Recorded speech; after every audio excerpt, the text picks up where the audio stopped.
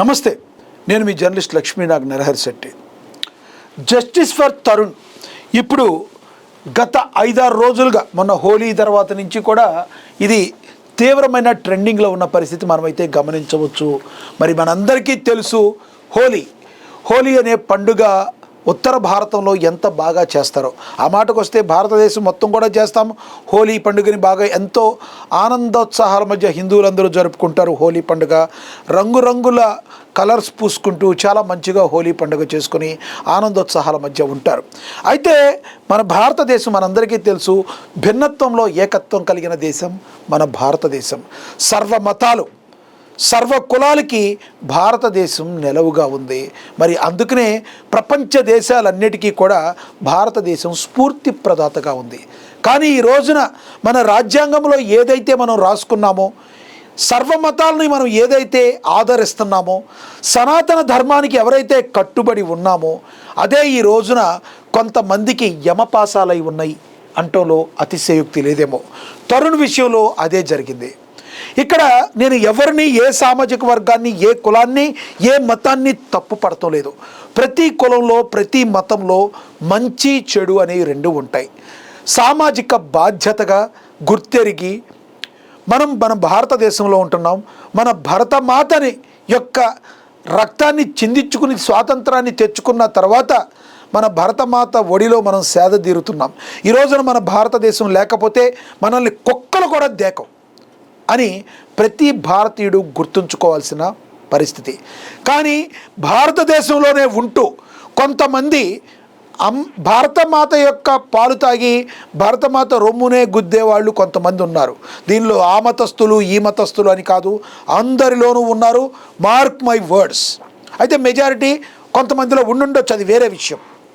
కానీ ఎవరైతే కూడా ఏ హిందూ సనాతన ధర్మాన్ని పాటించే ఏ హిందూ కూడా పరమతం మీద ఎప్పుడు దాడి చేసిన దాఖలాలు మన భారతదేశంలో లేవు.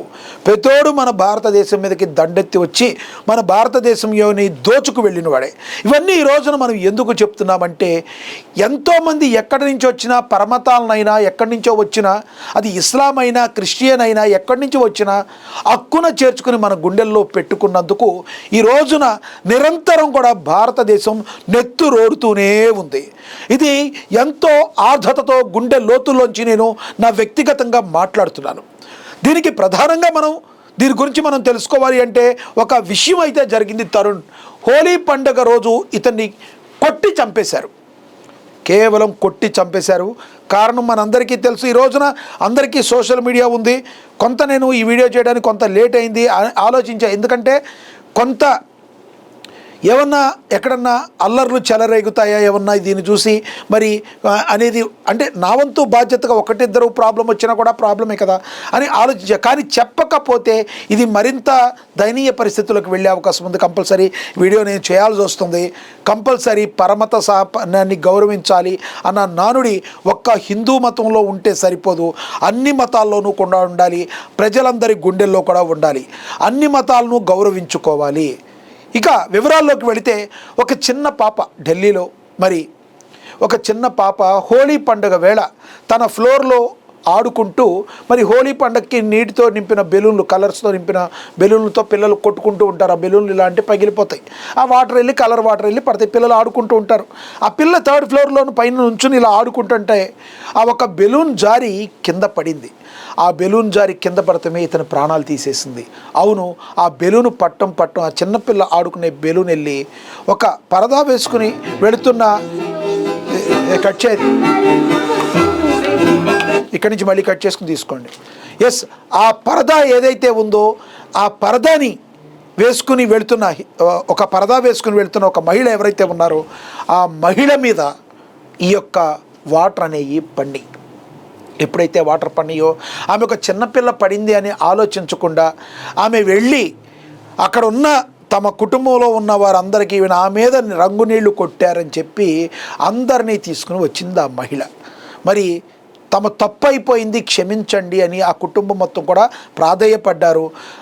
ఆ పిల్లవాళ్ళ బాబాయ్ ఎవరైతే ఉన్నాడో మరి తరుణ్ అనే వ్యక్తి, ఐఎమ్ సారీ మా పాప తెలియకుండా చేసిందని చెప్పే ప్రయత్నంలో మూకమ్మడి దాడి చేశారు. అతన్ని కొట్టారు, కింద పడేసి కొట్టారు, కాళ్ళతో తన్నారు.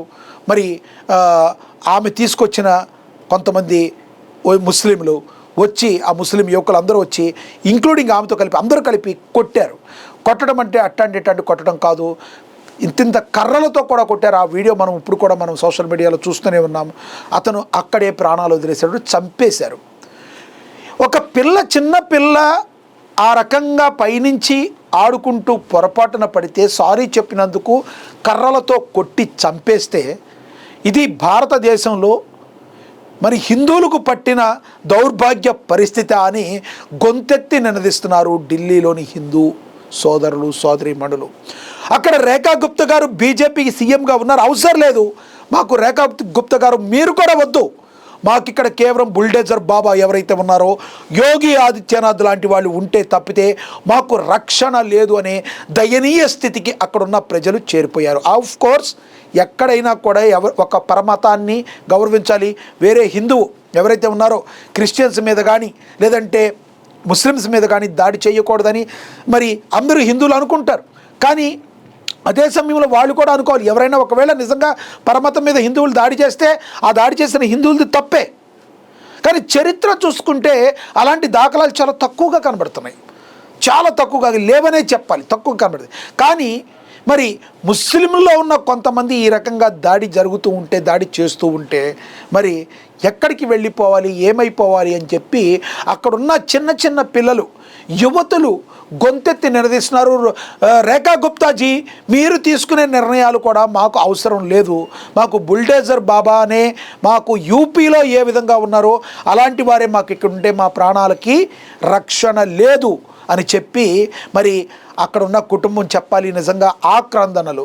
మరి హిందూ ముస్లిం బాయి బాయి అంటారు, మాకు బాయి బాయి కాదు అని చెప్పి 2 మాటలు కూడా చనిపోయిన వాళ్ళ రిలేటివ్స్, అక్కోళ్ళు, సిస్టర్ వాళ్ళు ఎవరైతే ఉన్నారో వాళ్ళ బాధ నిజంగా వర్ణనాతీతం. మేము సారీ చెప్పాము, ఏ పొరపాటున ఆ చిన్నపిల్లని మేము కేకలేసాము అని చెప్పినా కూడా ఒక దొమ్మిలాగా చేసి అక్కడ 4 ఫ్లోర్ల అంతస్తులో ఉన్న ఒక బిల్డింగ్లో ఉన్న వాళ్ళ కుటుంబం, ముస్లింల కుటుంబం ఎవరైతే ఉన్నారో వాళ్ళు దాడి చేశారని వాళ్ళు చెప్పడం జరిగింది. అయితే గవర్నమెంట్ అయితే వాళ్ళందరినీ కూడా బయటికి పంపించి మరి జనాల మధ్యలో ఉన్న ఏదైతే ఆ బిల్డింగ్ ఉందో ఆ బిల్డింగ్ మొత్తాన్ని కూలగొట్టేశారు బుల్డేజర్తో, అది వేరే విషయం. కానీ కూలగొట్టినంత మాత్రాన్ని దాడులు ఆగుతాయా? మాకు అక్కడ బుల్డోజర్ బాబా యొక్క ప్రభుత్వం కావాలి అని చెప్పి మాట్లాడిన మాటని పరిస్థితి అంటే ఎంతటి రక్షణాత్మక ధోరణిలో అక్కడ వాళ్ళు ఉన్నారో మనం కూడా అర్థం చేసుకోవచ్చు. ఈ యొక్క వీడియో ఉద్దేశం నాకు వేరే మతాలని, కుల మతాల మధ్య చిచ్చు పెట్టాలనో లేదంటే హిందూ ముస్లింల మధ్య మరి అగాధాన్ని సృష్టించాలన్నది నా ఉద్దేశం కాదు. అక్కడ జరిగిన విషయాన్ని నేను మీకు తెలియచేస్తున్నా. అఫ్కోర్స్ ముస్లిమ్స్లో మంచోళ్ళు ఉంటారు, ముస్లింలో చెడ్డోళ్ళు ఉంటారు, హిందువుల్లో మంచోళ్ళు ఉంటారు, హిందువుల్లో చెడ్డోళ్ళు ఉంటారు. కానీ అందరం కలిసి మన భారతదేశం అనుకున్నప్పుడే, అది మన అనుకున్నప్పుడే మరి ఇలాంటి దాడులన్నీ ఆగుతాయి. భారతదేశంలో ఉంటూ, భారతదేశంలో తింటూ, భారత్ మాతాకి జై అని నినదించిన వారు ఎవరైతే ఉంటారో వాళ్ళు భారతీయులు కారు.